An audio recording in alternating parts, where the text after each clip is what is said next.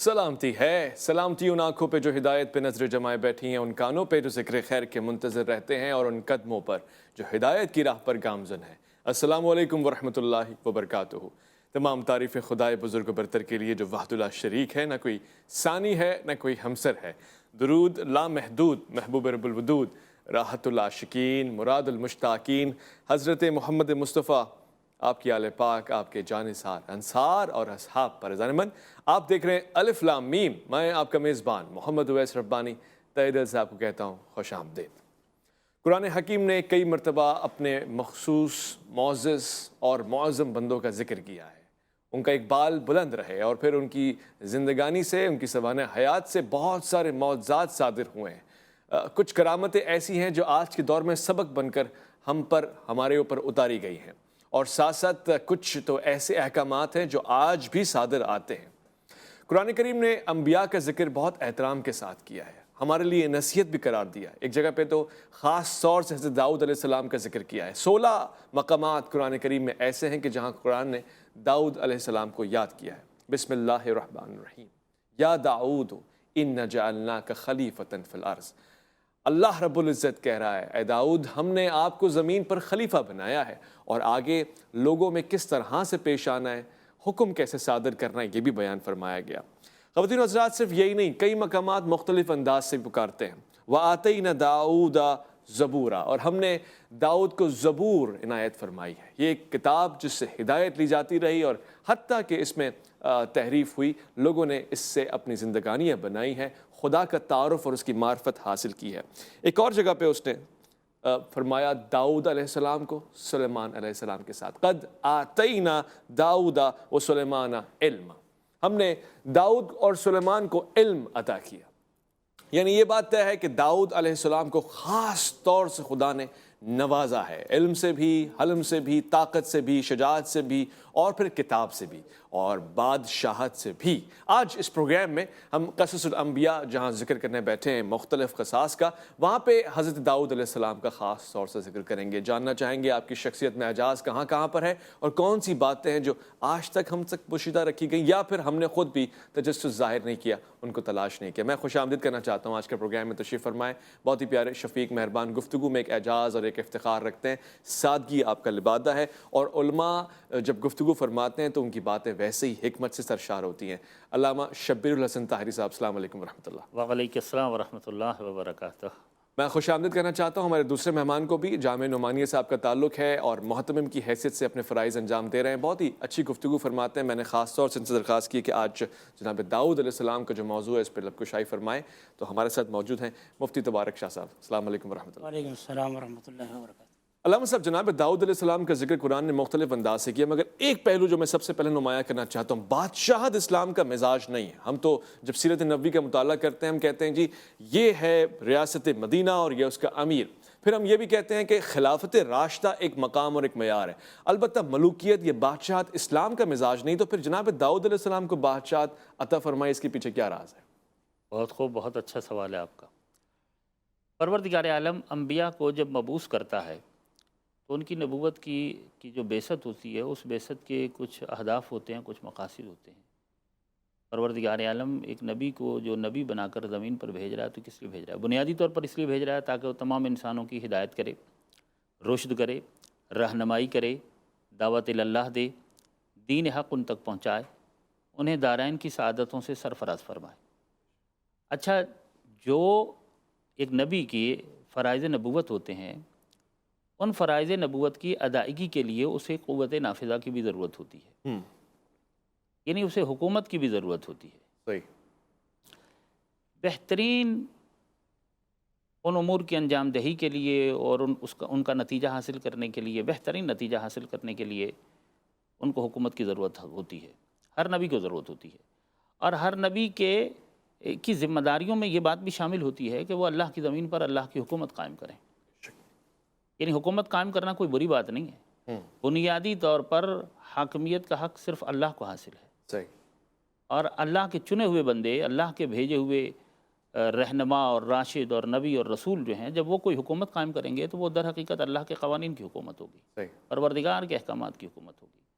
तो अल्लाह के कानून ही वो नाफिज़ करेंगे, तो वो बेहतर तरीके से ये काम कर सकते हैं। تمام انبیاء نے کوشش کی کہ ہم اللہ کی زمین پر الہی حکومت قائم کریں، لیکن یہ ضروری نہیں ہے، یہ نبی کی ذمہ داری نہیں ہے کہ وہ حکومت قائم کرنے میں کامیاب بھی ہو جائیں۔ کوشش کرنا ان کی ذمہ داری ہے اچھا، کہ وہ حکومت قائم کرنے کے لیے کوشش کریں، لیکن نبی کے پاس حکومت ہو یا نہ ہو وہ تبلیغ کرتے ہیں صحیح۔ اور وہ دین کا پیغام لوگوں تک پہنچاتے ہیں۔ البتہ اگر ان کے پاس حکومت ہوگی تو دین کو نافذ کرنا اور آسان ہو جائے گا۔ تو یہ خداوند عالم کا ایک لطف تھا حضرت داؤد علیہ السلام پر کہ حضرت داؤد علیہ السلام کو حکومت بھی حاصل ہوئی۔ حضرت داؤد علیہ السلام ان انبیاء میں سے ہیں، ان 4 انبیاء میں سے ایک ہیں کہ جنہیں اللہ نے بادشاہت عطا فرمائی۔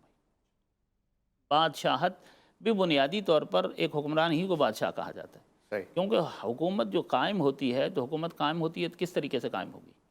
ایک طریقہ یہ ہے کہ جمہوریت سے قائم ہوگی جو آج کل ایک طریقہ چلا رہا ہے، ایک یہ ہے کہ ایک فرد کی حکومت ہے اور اس کے بعد اس کے بیٹے کی ہے، اور یہ ایک بادشاہت ہے، اس میں عوام کو رائے دینے کا کوئی حق نہیں ہے، لیکن حاکم تو ہے نا، وہ لوگوں کا وہ حاکم ہے۔ بادشاہ اگر نیک اور صالح ہو تو بادشاہت بری نہیں ہوتی، اچھا، بادشاہت اچھی چیز ہے، لیکن اگر بادشاہ برا ہو جائے، وہ ڈکٹیٹر بن جائے اور وہ دیکھے کہ مجھے کوئی پوچھنے والا نہیں ہے، میرے اوپر کوئی نظر رکھنے والا نہیں ہے، میرے کوئی ایسا ادارہ نہیں ہے کہ جو میرا احتساب کر سکے، تاناشاہ بن جائے، تو لہٰذا وہ اگر اپنی منمانیاں شروع کر دے اور اللہ کے قوانین کو توڑنا شروع کر دے تو اس معنی، چونکہ اکثر بادشاہوں نے یہی کام کیا ہے، اس لیے اب بادشاہت اچھے معنوں میں نہیں لیا جاتا، کیونکہ اکثر، لیکن جو الہی نمائندے ہیں اور معصوم ہیں وہ ظاہر ہے کہ ایسا سوء استفادہ نہیں کرتے، وہ حسن استفادہ کرتے۔ حضرت داؤد علیہ السلام کے اعزازات کچھ میں آپ کی خدمت میں عرض کروں کہ حضرت داؤد علیہ السلام 1,24,000 نبیوں میں سے ایک نبی تو ہیں، 313 رسولوں میں سے ایک رسول بھی ہیں، صحیح، اس کے علاوہ اللہ نے 4 خلفاء زمین پر بھیجے ہیں، الہی خلیفے 4 ہیں، ان 4 الہی خلفاء میں سے حضرت داؤد علیہ السلام کو اللہ نے اپنا ایک خلیفہ چنا ہے، ان 4 الہی خلفاء میں سے ایک خلیفہ ہیں۔ یعنی ایک آدم علیہ السلام ہو گئے، جی، حضرت آدم علیہ السلام ہے، حضرت ہارون علیہ السلام ہے، حضرت داؤد علیہ السلام ہے، اور چوتھے امیر المومنین امام المتقین حضرت علی علیہ السلام ہے۔ 4 جو بادشاہ ہیں وہ نبی کے جن کو بادشاہت ملی ہے، حکومت ملی ہے، ان 4 میں سے بھی ایک ہیں، حضرت ذوالقرنین، حضرت داؤد، حضرت سلیمان علیہ السلام جو ہیں، ان کو اللہ نے بادشاہت عطا کی، پروردگار عالم نے ان کو حکومت بھی عطا کی۔ داؤد علیہ السلام وہ 4 انبیاء کے جن کو اللہ نے کتاب دی ہے، ان میں سے بھی حضرت داؤد ہیں، حضرت موسیٰ علیہ السلام، حضرت عیسیٰ علیہ السلام، حضرت داؤد علیہ السلام، اور سرکار ختم مرتبت احمد مجتبیٰ محمد مصطفیٰ صلی اللہ علیہ وآلہ وسلم، یہ 4 وہ نبی ہیں کہ جن پر 4 آسمانی کتابیں نازل ہوئی ہیں، ان میں سے بھی حضرت داؤد علیہ السلام ایک ہیں۔ حضرت داؤد علیہ السلام کو 2 انبیاء میں سے 2 چیزیں جو انتہائی ممتاز طریقے سے عطا ہوئی ہیں، وہ ایک شجاعت اور ایک قضاوت ہے۔ اس میں بات کرنا چاہتا ہوں، میرے پاس کئی سارے سوالات بھی ہیں۔ مفتی تبارک شاہ صاحب، داؤد علیہ السلام کا لہجہ یعنی لہن داؤدی تو بڑا مشہور ہے، اس کی وجہ کیا ہے؟ خاص کوئی واقعہ ہے یا پھر یہ بھی ایک معجزہ اور کرامت ہے؟ جی، بسم اللہ الرحمن الرحیم۔ حضرت داؤد علیہ السلام کا ذکر جیسے آپ نے فرمایا، بار بار اللہ نے قرآن پاک میں بھی اس کا تذکرہ فرمایا۔ اللہ تعالیٰ نے حضرت داؤد علیہ السلام کو جس طرح دین کی نعمتوں سے نوازا تھا، دنیا کی نعمتوں سے بھی نوازا تھا۔ دین کی جتنی نعمتیں اللہ نے عطا فرمائی تھی، ان میں سے ایک آواز کی خوبصورتی تھی۔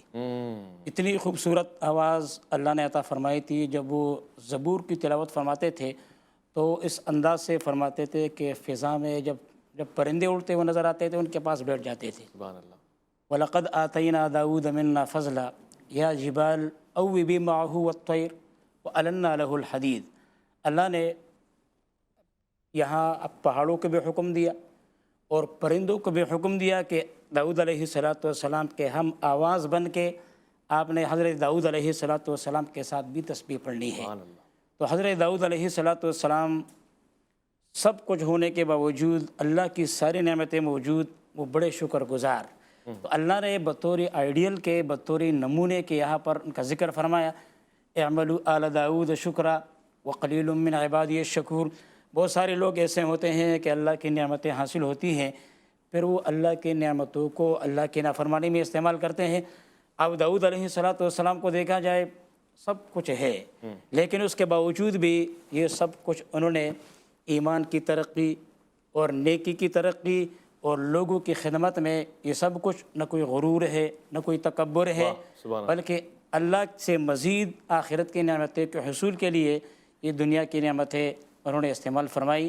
اور ہمارے لیے ایک نمونہ اور آئیڈیل ہے کہ جو بھی اللہ کی نعمت ہمیں مل جائے تو ہمیں چاہیے کہ حضرت داؤد علیہ السلام کی سیرت اپنا کر اللہ کا شکر ادا کر لے تاکہ ہماری نعمتوں میں مزید ترقی ہو۔ بہت خوب، اور یہ ایک نصیحت بھی ہے۔ میں ایک وقفے کی طرف جا رہا ہوں، جب میں لوٹ کر آؤں گا تو میں چند اور باتیں ذکر کروں گا داؤد علیہ السلام کے حوالے سے۔ ایک یہ آپ کے سامنے آ گئی کہ لہن داؤدی معروف ہے، دوسری یہ بھی ہے کہ طاقت اور شجاعت میں آپ کو ایک مقام حاصل ہے۔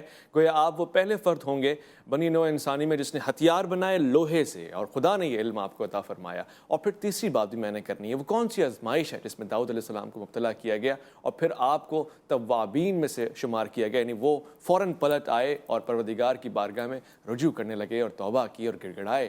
اللہ رب العزت ہمیں موقع دے، لوٹ کر آئیں گے ایک مختصر وقفہ الف لام میم میں، آپ کا انتظار ہے۔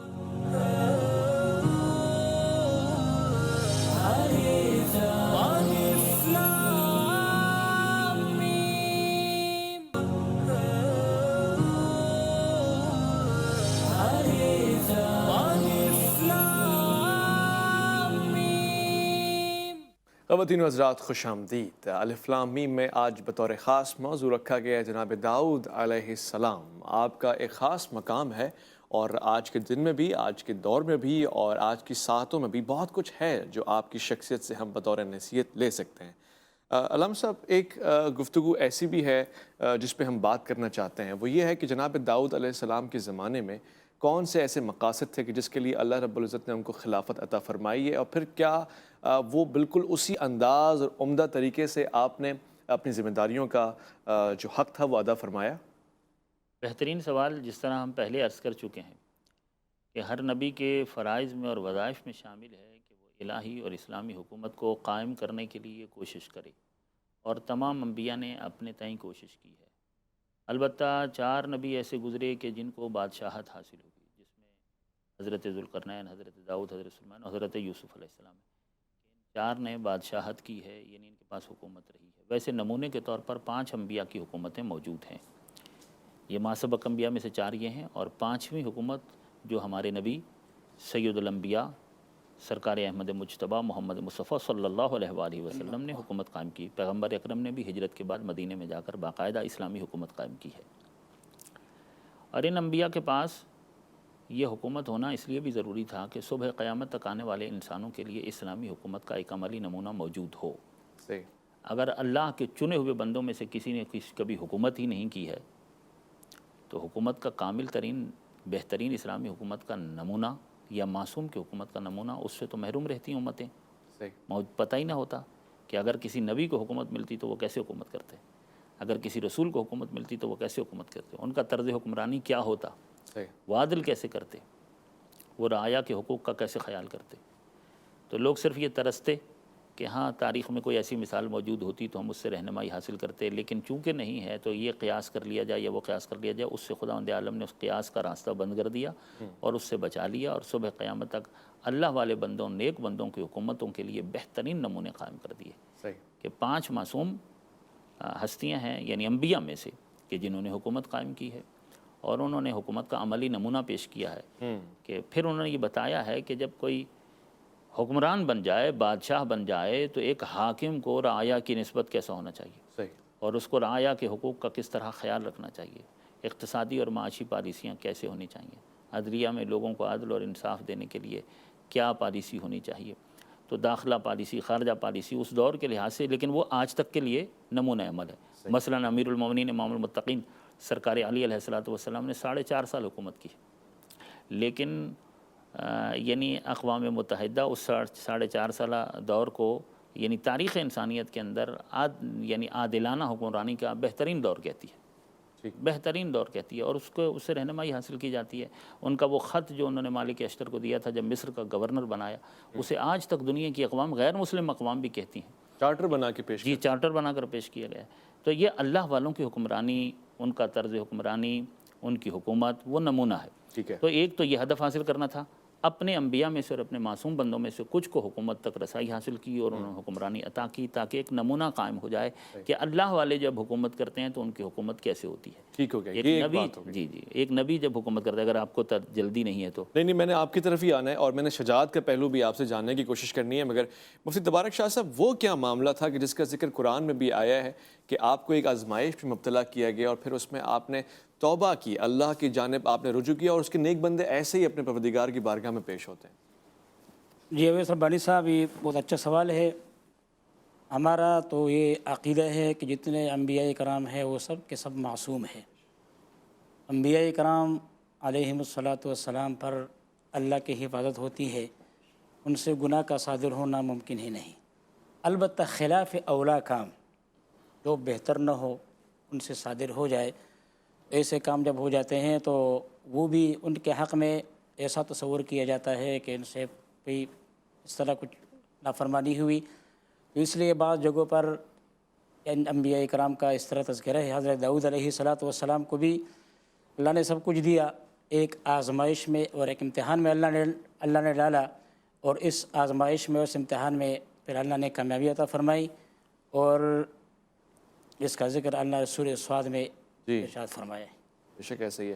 اچھا، یہ چونکہ ایک جنگجو کی حیثیت سے بڑا مشکل ہے، جناب داؤد علیہ السلام ایک واریر بھی تھے، ایک جنگجو بھی تھے، ایک فائٹر بھی تھے۔ وہ طالوت والا واقعہ بھی اگر آپ اس کا تھوڑا سا حصہ بتا دیں کہ کتنا مشکل ہے۔ ایک پیغمبر، ہم اس طرح سے بھی دیکھیں کہ عیسیٰ علیہ السلام کا بھی ایک مزاج ہے لوگوں کو گلے لگانا، مسکرانا، اور ایک پیغمبر، ایک رسول ایسے بھی ہیں جو میدان میں اتر رہے ہیں تلوار کے ساتھ، اور فتح ان کو نصیب ہو رہی ہے۔ یہ والا پہلو شجاعت کا کیسا ہے؟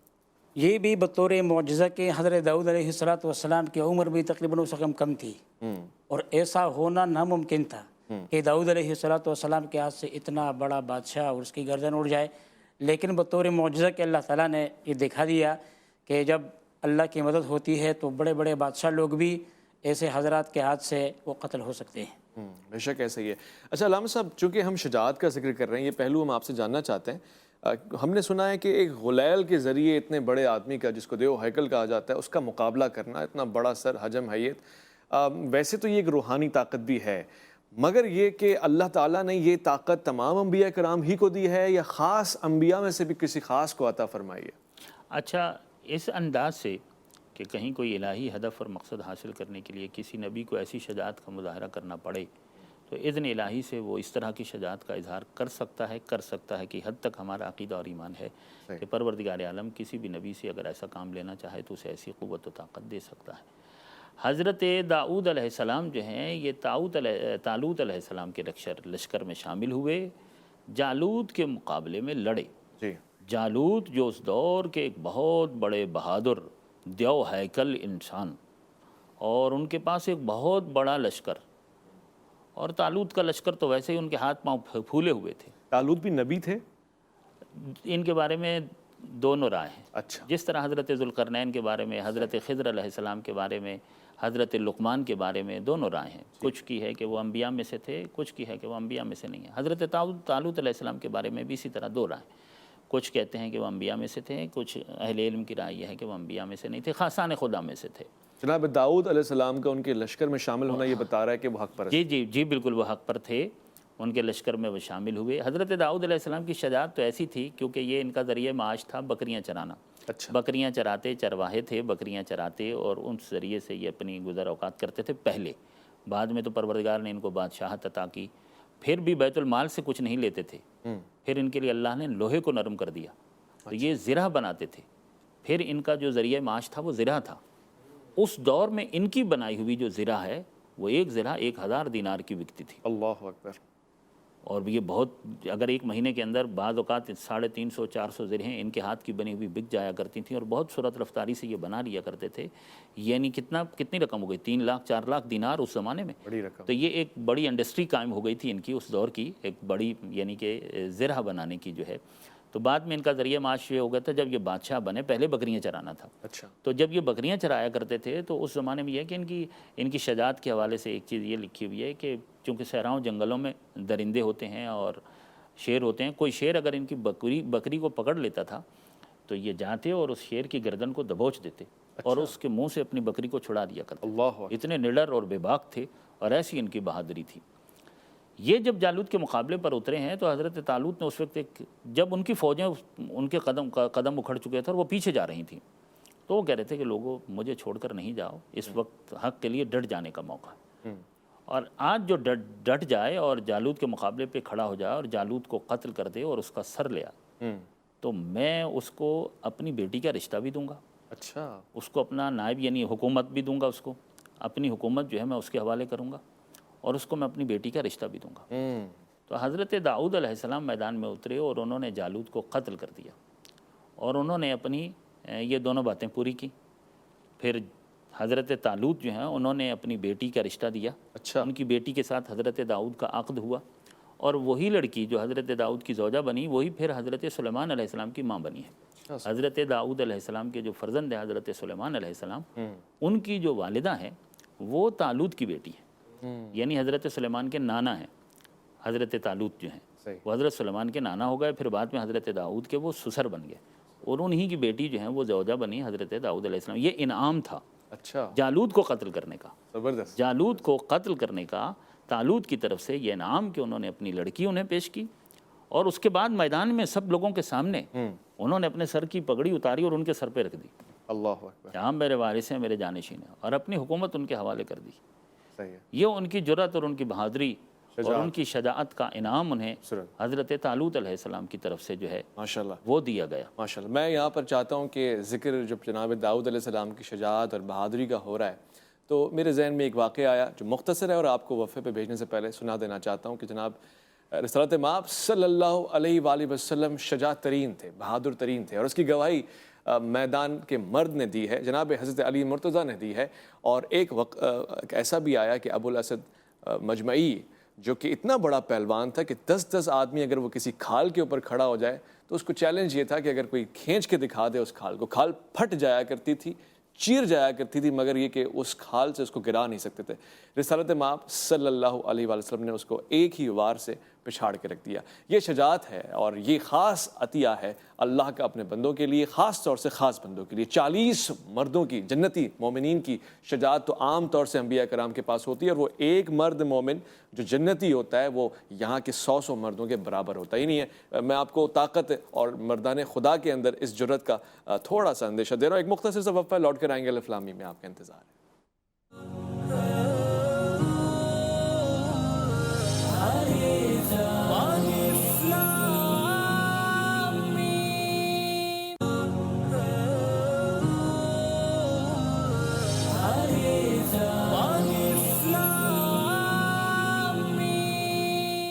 الف لام میم میں خوش آمدید خواتین و حضرات۔ اس وقت خاص طور سے ذکر ہو رہا ہے جناب داؤد علیہ السلام کا الف لام میم میں۔ مفتی تبارک شاہ صاحب، ہم جب جناب داؤد علیہ السلام کا ذکر کرتے ہیں اور ہمیں یہ بچپن سے ہی پڑھایا گیا کہ زبور وہ ایک ایسی کتاب جو آپ پہ نازل ہوئی، ہم آج کے دور میں زبور کا مطالعہ کر سکتے ہیں کیونکہ وہ ایک پیغمبر پہ نازل ہوئی ہے اور رسول کریم ہے، اور کیا زبور کے احکامات ایک عام مسلمان کے اوپر ویسے ہی ہیں جیسے قرآن کے ہیں؟ بہت اچھا سوال ہے ربانی صاحب۔ اصل میں جتنی بھی کتابیں آسمان سے نازل ہوئی ہے، کسی ایک کتاب کے حفاظت کا ذمہ اللہ نے نہیں لیا۔ ایک کتاب ایسی ہے جس کو اللہ نے نازل فرمایا اور اس کے حفاظت کا ذمہ بھی لیا ہے، انا نحن نزلنا الذکر وانا لہ لحافظون۔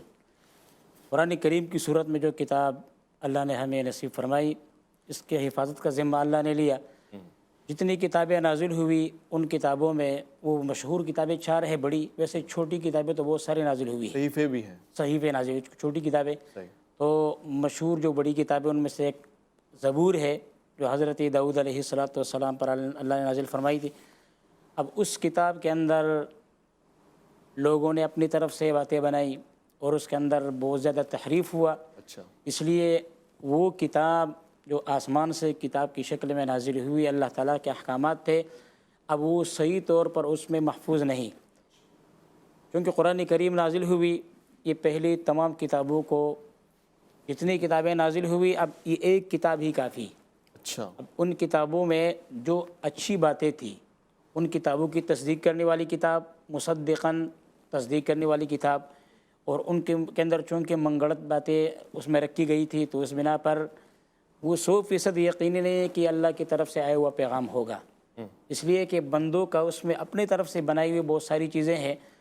تو قرآن کریم کی صورت میں جو کتاب ہمارے پاس موجود ہے اس میں عبرت بھی ہے، اس میں واقعات بھی ہے، اس میں احکامات بھی ہے، اس میں سب کچھ ہے، لہٰذا اس کے ہوتے ہوئے کسی اور کتاب کی کوئی حیثیت نہیں ہو. نہیں ہے. ٹھیک ہے علامہ صاحب، یہاں پر ایک سوال یہ بھی اٹھتا ہے کہ جب ہم بارہا کہتے ہیں کہ ہمارا ایمان ہے گزشتہ کتابوں کے اوپر، تو وہ ایمان صرف کہنے کی حد تک ہوتا ہے، ہم اس کا مطالعہ نہ کریں، مطالعہ نہیں کر سکتے کیونکہ وہ تحریف شدہ ہیں، تو پھر اس ایمان کی حیثیت کیا رہ جاتی ہے؟ بہت اچھا سوال ہے آپ کا. دیکھیے، ایمان انبیاء ما سبق کی نبوتوں پر ہم ایمان رکھتے ہیں، اس کے معنی یہ ہیں کہ ہم انہیں اللہ کا بھیجا ہوا معصوم نبی مانتے ہیں.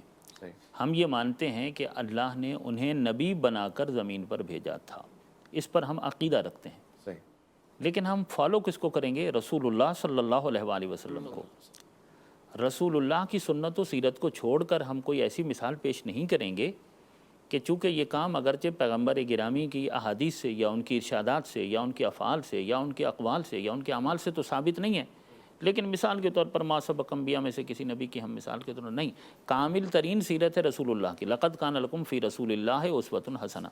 البتہ ما سبق انبیاء کو اللہ نے نبی بنا کر بھیجا تھا اور وہ سب معصوم تھے، ہم اس بات پر عقیدہ رکھتے ہیں. اسی طریقے سے جو آسمانی کتابیں اللہ نے نازل کی ہیں، ما سبق تورات، زبور اور انجیل، ہم یہ عقیدہ رکھتے ہیں کہ وہ آسمانی کتابیں تھیں، وہ الہی کتابیں تھیں، وہ ہدایت کی کتابیں تھیں، وہ حق کے ساتھ نازل ہوئی تھیں، دین حق کے ساتھ نازل ہوئی تھیں. ہم اس بات پر عقیدہ رکھتے ہیں.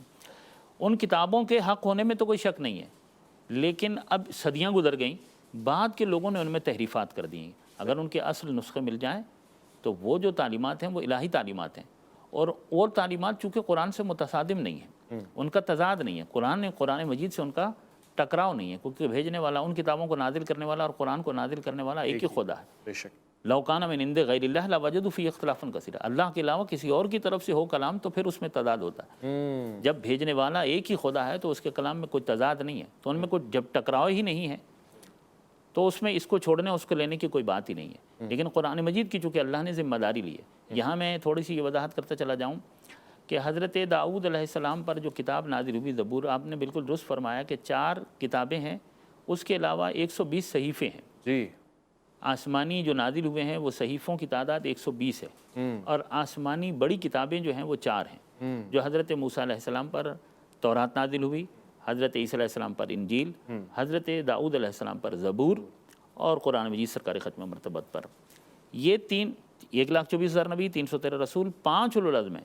یہ جو 5 اولو العزم پیغمبر ہیں یہ صاحب شریعت ہیں. اچھا.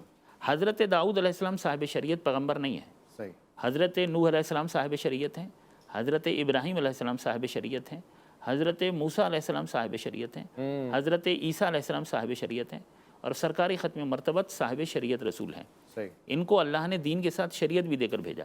حضرت داؤد علیہ السلام چونکہ خود صاحب شریعت نہیں تھے، ان کو شریعت مسوی پر قائم رہنے کا اور اس کو فالو کرنے کا حکم تھا. یعنی حضرت موسیٰ علیہ السلام کی جو شریعت تھی وہ اسی کو فالو کرتے تھے. اور زبور جو کتاب ہے یہ احکامات کی کتاب نہیں ہے، اس لیے وہ خود بھی تورات پر عمل پیرا تھے. اچھا. حضرت جس طرح تورات ہے اس میں احکام اور مواعظ اور اخلاقیات ساری چیزیں نازل ہوئی ہیں. انجیل ہے اس میں بھی یہ سب کچھ نازل ہوا ہے، قرآن مجید میں بھی یہ سب کچھ ہے. زبور میں احکامات نہیں ہیں، مواعظ ہیں. اچھا. نصائح ہیں. زبور کے اندر صرف اللہ نے جن چیزوں کو نازل کیا وہ نصائح ہیں، وہ مواعظ ہیں، احکامات نہیں ہیں. اچھا. شریعت نہیں. ہاں نہیں ہے، احکامات نہیں ہے. حلال و حرام کے قوانین زبور میں نازل نہیں ہوئے، صحیح ہے. وہ تورات میں نازل ہوئے. صحیح ہے. اور حضرت داؤد علیہ السلام بھی تورات پر عمل کرتے تھے، صحیح ہے. وہ شریعت مسوی پر عمل کیا کرتے تھے، اور یہ ہمیں حکم ہے، ہم سب کو حکم ہے. حضرت داؤد علیہ السلام کو بھی یہی حکم تھا. یعنی ایک نقطہ جو بہت سمجھنے والا ہے وہ یہ ہے کہ اللہ کا دین ایک ہے. نبی اگر 1,24,000 ہیں تو اس کا مطلب یہ نہیں ہے کہ دین بھی 1,24,000 ہیں. صحیح. نبی 1,24,000 ہیں، دین ایک ہے. بڑی خوبصورت. دین ایک ہے. یہ 1,24,000 ایک ہی دین ہے خدا کا جس کو پہنچانے کے لیے آئے. اس ایک دین کے ساتھ اللہ نے 5 شریعتیں بھیجی ہیں. اچھا. دین ایک ہے کا مطلب کیا ہے؟ دین ایک ہے کا مطلب یہ ہے کہ اس دین کے جو بنیادی عقائد ہیں وہ کبھی تبدیل نہیں ہوئے. صحیح ہے. شریعتیں 5 ہے کا مطلب کیا ہے کہ زمانے کے تقاضوں کے مطابق حلال و حرام کے قوانین میں تھوڑی بہت تبدیلی ہوتی رہی ہے. اچھا. اس لیے 5 شریعتیں ہوئی ہیں. 5 شریعتیں، حضرت نوح علیہ السلام کی، حضرت ابراہیم علیہ السلام کی، حضرت موسیٰ، کیونکہ زمانہ بدلتا ہے نا. اب پچھلے زمانوں میں انٹرنیٹ تو نہیں تھا، موبائل تو نہیں تھا، تو انٹرنیٹ اور موبائل کے کہاں استعمال کرنا جائز ہے، کہاں حلال ہے، کہاں حرام ہے. تو جب وقت گزرتا ہے تہذیب اور تمدن میں تبدیلی آ جاتی ہے، طرز زندگی میں تبدیلی آ جاتی ہے، ایجادات بڑھتی ہیں تو ضروریات بھی بڑھتی ہیں. صحیح پھر فرمایا۔ انسان کے زندگی گزارنے کے طور طریقوں میں تبدیلی آ جاتی ہے. اس اعتبار سے حلال و حرام اور احکامات اور قوانین میں تھوڑا بہت تغیر و تبدل آتا آ ہے. سکتا ہے. اس لیے پروردگار نے 5 شریعتیں بھیجی ہیں. آخری شریعت رسول اللہ پر ہے، ہم اس پر اور آپ کے بعد کوئی نبی نہیں آئے گا، یہ ہمارا ایمان ہے بالکل. اور یہ آخری شریعت ہے، آخری کتاب ہے. بہت بہت شکریہ علامہ شبیر الحسن طاہری صاحب آپ کا، بہت بہت شکریہ مفتی تبارک شاہ صاحب آپ کا. خواتین و حضرات، پروگرام کو اس نصیحت کے ساتھ ہی وائنڈ اپ کرتے ہیں کہ ہمیں چیزوں کی قدر کرنی پڑے گی، اور ایسے خاص لوگ کہ جن کے اوپر کتاب صحیفے نازل ہو رہے ہیں، دراصل ان کا مقام اللہ کے ہاں بہت زیادہ بلند ہے، اور باوجود اس کے کہ وہ مصروف عمل رہے، دنیا کی ذمہ داریاں ان کو دی گئیں. اب اندازہ لگائیے خلافت اور بادشاہت سے بڑھ کے کیا ذمہ داری ہو سکتی ہے. وہاں پہ کاروبار بھی چل رہا ہے، جنگ و جدال بھی چل رہا ہے، مگر یہ کہ اللہ کو یاد کرنا نہیں چھوڑا. قدر کرنا سیکھیے، اور اگر ممکن ہو تو گھر والوں کی بھی قدر کیجیے. مجھے تو یہ بھی یاد پڑتا ہے کہ ایک خاتون کے حوالے سے کہا جاتا ہے، ان کو یہ بتایا گیا کہ ان کے شوہر بڑے ولی ہیں، تو انہوں نے کہا یہ ہو نہیں سکتا، بلکہ ان کا اعتماد تو کسی دوسرے ولی کے اوپر تھا. ایک مرتبہ تو خود انہوں نے اپنے شوہر کو دیکھا کہ وہ اڑتے ہوئے آ رہے ہیں، تو انہوں نے نیچے آ کے کہا کہ وہ ایک شخص آسمان پہ اڑا تھا، کتنا بڑا ولی ہے. شوہر نے کہا وہ میں خود تھا. تو خاتون چونکہ زوجہ تھی، انہوں نے کہا اچھا تم تھے جبھی ٹیڑے اڑ رہے تھے. یعنی عام طور سے ہم اپنوں کو ایکسیپٹ نہیں کرتے، اور اس لیے ہمیں اس کا اعتراف بھی نہیں رہتا. اس وقت خبر یہ چل رہی تھی کہ الیکشن کی صورتحال NA-240 میں بڑی غمگیر ہے. باز رہیں اور باز رکھیں اپنے ہاتھوں سے بھی، اور اپنے خیالات اور جو شر آپ کے پاس ہے اسے دوسروں کو بچا کے رکھیں. مومن کی علامت یہی ہے. خیال رکھیں گے اپنا، اپنے سے بڑھ کے ملک پاکستان کا. اللہ کی امان میں.